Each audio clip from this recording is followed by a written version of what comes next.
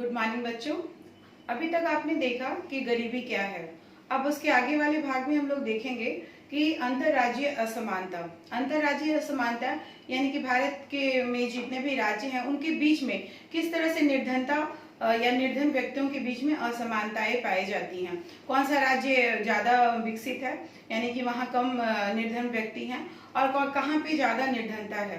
तो आप इसे एक ग्राफ के जरिए समझ सकते हैं। इसमें आप देख सकते हैं कि बिहार, उड़ीसा, असम, मध्य प्रदेश इत्यादि जो राज्य हैं, उत्तर प्रदेश वगैरह जो राज्य हैं, यहाँ पे जो भारत की औसत निर्धनता है 22%, उससे ये बहुत ज्यादा है। यहाँ देख रहे हैं 33.5% के लगभग बिहार में है। उसके बाद उड़ीसा, ये सब जो है सारे बहुत ही ज्यादा गरीब राज्यों में मापे जाते हैं। उसके अलावा आप देख सकते हैं कि कुछ राज्य जैसे केरल जो है, केरल में बहुत ज्यादा शिक्षा का विकास हुआ यानी मानव संसाधन का विकास हुआ। इससे क्या हुई, गरीबी भी कम हुई। और उसके अलावा पंजाब और हरियाणा वगैरह जो दो राज्य हैं, यहाँ खेती में बहुत ज्यादा प्रगति हुई। हरित क्रांति के बाद वहाँ खेतों में बहुत ज्यादा किसानों के फसल उत्पादन हुए, जिससे उनकी स्थिति बहुत ही ज्यादा सुधरी। तो पंजाब और हरियाणा वगैरह जो राज्य हैं, यहाँ पे बहुत किसान जो है समृद्ध हैं, जिस कारण यहाँ पे आर्थिक वृद्धि या निर्धनता कम हुई है। उसके अलावा आप तमिलनाडु और आंध्र प्रदेश में भी देख सकते हैं, या फिर गुजरात वगैरह में भी देख सकते हैं, यहाँ उद्योगों का अच्छा खासा विकास हुआ। साथ ही साथ तमिलनाडु और आंध्र प्रदेश वगैरह में सार्वजनिक वितरण प्रणाली यानी कि पब्लिक डिस्ट्रीब्यूशन सिस्टम है, जो राशनिंग के सिस्टम है, वो वहाँ पे बहुत ज्यादा सुधार हुआ, जिस कारण वहाँ गरीबी बहुत ही ज्यादा कम हुई। राष्ट्रीय औसत जो है हमारे भारत की 21.9 लगभग 22%, इससे बहुत ही ज्यादा कम हुई। उसके बाद हम लोग देखते हैं वैश्विक निर्धनता परिदृश्य, यानी कि हम लोग अपने राज्य के अंदर तो देखे ही, देश में जो भी राज्य हैं उनके बीच में तुलना किए ही कि कौन सा राज्य ज्यादा अग्रणी है और कौन सा ज्यादा पिछड़ा है। हम लोग विश्व के मामले में देख सकते हैं, विश्व में बहुत सारे देश हैं। देखिए आप ये वर्ल्ड के मैप में देख सकते हैं, भारत यहाँ पे है। इसमें हम लोग बहुत सारी कंट्री, ये अफ्रीका का सब सहारन कंट्री यानी कि सहारा मरुस्थल के आसपास की जो कंट्रीज है, और लैटिन अमेरिका की कंट्री, या फिर चाइना ये, और भारत के आसपास जो पाकिस्तान, नेपाल, भूटान, श्रीलंका और बांग्लादेश वगैरह, इन सब की तुलना हम लोग कर रहे हैं। किस तरह से हम देख सकते हैं कि यहाँ सब सहारन कंट्री, आपने देखा सहारा मरुस्थल के आसपास की जो कंट्री है नाइजीरिया, उसमें वहाँ पे अभी भी 53% के लगभग लोग निर्धन हैं, यानी कि आधे से अधिक लोग वहाँ निर्धनता की रेखा के नीचे हैं। यहाँ पे जो है आप 2005 के आंकड़े देख सकते हैं कि जहाँ 51% यहाँ निर्धनता थी, और 2015 आते आते भी बहुत कम नहीं हुई है, ये अभी भी 41% लोग क्या है, निर्धनता की रेखा के नीचे हैं। उसके अलावा दक्षिण एशिया के देश जो भारत के आसपास के देश हैं, बांग्लादेश, नेपाल, पाकिस्तान, श्रीलंका वगैरह, यहाँ आप देख सकते हैं 2005 में जहाँ लगभग 34% के लगभग गरीबी रेखा के लोग नीचे थे, और अभी ये थोड़ी सी कमी हुई है इसमें, लेकिन सारी जगह स्थिति उतनी अच्छी नहीं है। हमारे भारत में अभी भी लगभग 22% है। उसके अलावा आप देख सकते हैं लैटिन अमेरिकी देश यानी कि मैक्सिको और पेरू वगैरह, ये सब जो है अमेरिका के नीचे, अमेरिका में जो है दक्षिण और उत्तरी अमेरिका के बीचों बीच वाले जो देश है, वहाँ पे भी जो 10% लोग निर्धनता रेखा के नीचे हैं, और ये लगभग 4% हुआ है। लेकिन हमारे चाइना जो पड़ोसी हैं, उसने बहुत प्रगति की है, जहाँ लोग चाइना में 14.7% लोग 2005 में गरीबी की रेखा के नीचे थे, और अभी ये घटकर 0.7% हो गया, यानी कि चाइना ने बहुत ही ज्यादा प्रगति की है निर्धनता हटाने में। इस तरह हम लोग ये भी लक्ष्य तय किया है संयुक्त राष्ट्र संघ ने, सतत विकास से लक्ष्य, यानी कि संसाधनों का समुचित उपयोग करते हुए 2030 तक सारी गरीबी, हर तरह की गरीबी को खत्म करने का जो लक्ष्य रखा गया है, ये यूनाइटेड नेशन का है सतत विकास लक्ष्य। अब हम लोग देखते हैं, इसमें विश्व बैंक ने, आपने पहले भी पढ़ा था कि प्रतिदिन जो $1.9 से कम जिसके पास आमदनी होती है, वो गरीब की श्रेणी में आता है।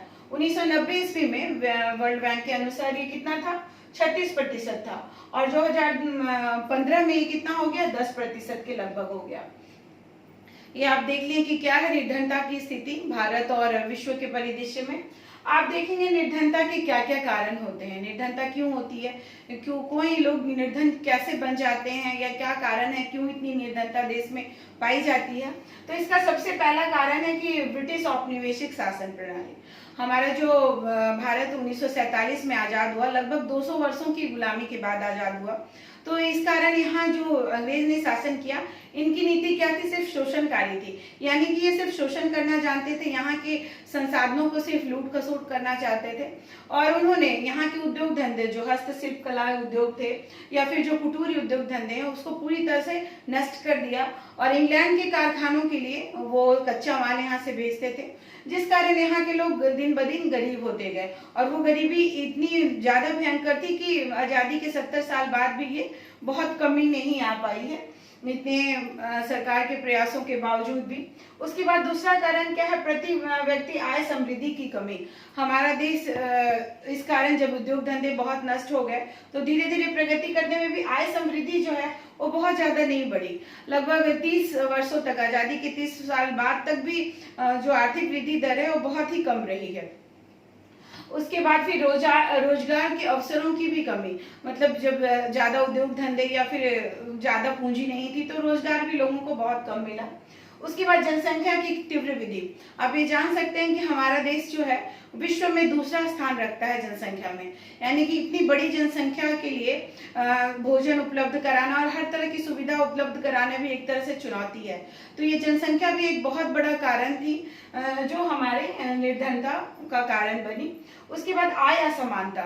आय असमानता यानी कि जो उद्योग धंधे स्थापित हुए वो रिच, जो अमीर आदमी हैं और अमीर बनते गए, और जो गरीब आदमी हैं वो और गरीब बनते गए। इसमें आय असमानता की बहुत वृद्धि हुई, यानी कि बहुत लोग बहुत ज्यादा रिच हो गए और गरीब लोगों की हालत बहुत जस की तस रही। यानी कि दोनों के बीच में बहुत ज्यादा असमानता पाई गई, क्योंकि यहाँ भूमि एवं संसाधनों का असमान वितरण है। जैसे आप लोगों ने पालमपुर में पढ़ा कि किस तरह 80% लोग क्या हो जाते हैं, असंगठित क्षेत्र में रहते हैं या फिर भूमिहीन मजदूर वगैरह रहते हैं।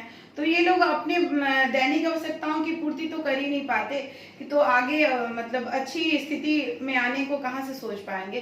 तो इस तरह ये सब जो असमानताएं थी, इस कारण भी लोगों का निर्धनता का ये कारण बना। उसके बाद हमारी सरकार ने निर्धनता निरोधी बहुत सारे उपाय किए। आजादी के बाद पंचवर्षीय योजनाएं लागू की गई और उसमें बहुत सारे प्रोग्राम भी चलाए गए।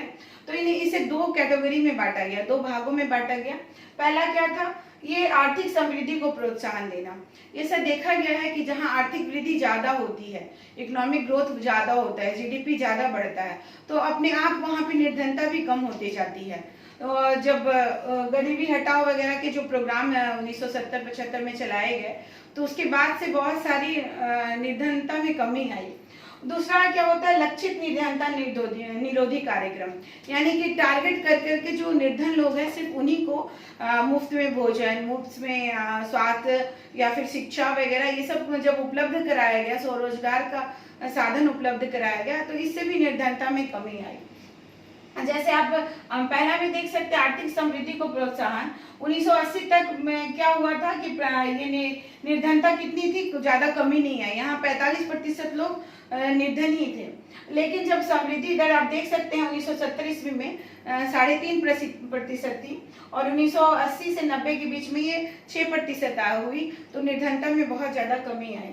उसके बाद बहुत सारे प्रोग्राम्स चलाए गए हमारे यहाँ निर्धनता निरोधी। उसमें सबसे महत्वपूर्ण है महात्मा गांधी राष्ट्रीय ग्रामीण रोजगार अधिनियम 2005, जो अभी भी चल रहे हैं। ये बहुत ही सफल प्रोग्राम हुआ और ये इसमें क्या है, शेड्यूल कास्ट यानी कि अनुसूचित जाति, इसको 23% काम में आरक्षण दिया गया। शेड्यूल ट्राइब यानी कि अनुसूचित जनजाति, इन्हें 17% ही रोजगार में आरक्षण दिया गया।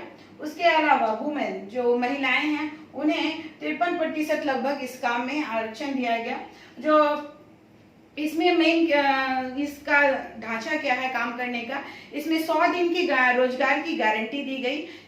हर एक परिवार में एक सदस्य को 100 दिन के साल में रोजगार की गारंटी दी गई। अगर उस आदमी को आवेदन देने के बाद 15 दिन तक अगर रोजगार नहीं मिलता है, तो वो बेरोजगारी भत्ता पाने का भी अधिकारी होगा। और साथ ही साथ इसमें विशेष वर्गों जैसे ST SC और महिलाओं को इन्हें विशेष ध्यान दिया गया। साथ ही साथ इसमें क्या है, 2006-7 में जो बेरोजगार ये जो भत्ता मिलता था या कि रोजगार में जो पैसा मिलता था वो 65 रुपये था, और 2013-14 में कितना हो गया, 132 रुपया हो गया। और ये विभिन्न राज्यों में भी विभिन्न दर है इसकी, जैसे हरियाणा वगैरह जो विकसित है वहाँ पे 281 रुपया प्रतिदिन उस मनरेगा मजदूर को मिलता है। तो वहाँ बिहार जैसे राज्यों में यहाँ 168 रुपया प्रतिदिन के लगभग मिलता है। उसके अलावा राष्ट्रीय रोजगार गारंटी कोष की भी स्थापना की जाने के भी प्रावधान है। साथ ही साथ राज्य रोजगार गारंटी कोष, ये दोनों भी स्थापित करने का प्रावधान भी बनाया गया है। दूसरा जो महत्वपूर्ण है, राष्ट्रीय काम के बदले अनाज कार्यक्रम, ये 2004 में ये लागू किया गया। इसमें जो है 150 जो पिछड़े जिले हैं, हमारे देश में बहुत सारे हैं जो पिछड़े जिले हैं, यहाँ पे इसे काम के बदले अनाज कार्यक्रम को 2004 से लागू किया गया। उसके बाद प्रधानमंत्री रोजगार योजना, ये 1993 ईस्वी में लागू की गई। इसके अंतर्गत शिक्षित बेरोजगार युवकों को रोजगार का प्रावधान किया गया। उसके अलावा चौथा में ग्रामीण रोजगार सृजन कार्यक्रम 1995, यानी कि इसमें क्या किया गया कि ग्रामीण क्षेत्रों में युवाओं को लघु उद्योग, कुटीर उद्योग या अपना उद्योग धंधा स्थापित करने के लिए स्वरोजगार को प्रोत्साहन देने के लिए ये कार्यक्रम चलाएगा। उसके अलावा है स्वर्ण जयंती ग्राम स्वरोजगार योजना, आजादी के 50 साल बाद 1999 ईस्वी में ये स्वर्ण जयंती ग्राम स्वरोजगार योजना जो चलाई गई, इसमें स्वयं सहायता समूह या सेल्फ हेल्प ग्रुप की सहायता से लोगों को मतलब सशक्त किया गया। उसके बाद प्रधानमंत्री ग्रामोदय योजना, ये 2000 ईस्वी में चलाई गई। इसमें क्या था कि ग्राम की बुनियादी सुविधाओं को लोग बाहर जा करके कुली कबाड़ी वगैरह का काम नहीं करके अपने ही गांव में अगर हर तरह की सुविधा हो जाए तो बाहर जाने का काम नहीं सोचेंगे। तो हर तरह की स्वास्थ्य सुविधाएं या फिर शिक्षा की सुविधा, प्राथमिक विद्यालय खोलने का या फिर इंफ्रास्ट्रक्चर यानी कि रोड, सड़क और बहुत सारी चीज़ों का प्रावधान गांव के लिए किया गया। उसके बाद अंत्योदय योजना, जो बहुत ही सबसे निचले तबके के जो गरीब हैं उनके लिए भी ये योजना, अन्न वगैरह की ये योजना लाई गई। इस तरह और भी बहुत सारे प्रोग्राम चलाए गए गरीबी हटाने के लिए, जिस कारण बहुत सारा गरीबी में जो आप देख सकते हैं जो 45% लगभग गरीबी थी और जो अभी आकर के कितनी 22% के लगभग हो गई है। लेकिन इसके साथ साथ हमारी चुनौतियां अभी खत्म नहीं हुई इन प्रोग्रामों के साथ, अभी बहुत सारी चुनौतियां हैं। जैसे हमारी आर्थिक समृद्धि की दर बहुत सारे विकसित देशों से बहुत ज़्यादा कम है, तो इसे आर्थिक समृद्धि को भी हमें बढ़ाना है। उसके बाद शिक्षा वगैरह, जो अभी भी जान रहे हैं कि हमारा देश पूरी तरह शिक्षित नहीं है, तो शिक्षा और स्वास्थ्य और महिला सशक्तिकरण, यानी कि महिलाओं की भी स्थिति हमारे यहाँ अभी भी बहुत अच्छी नहीं है।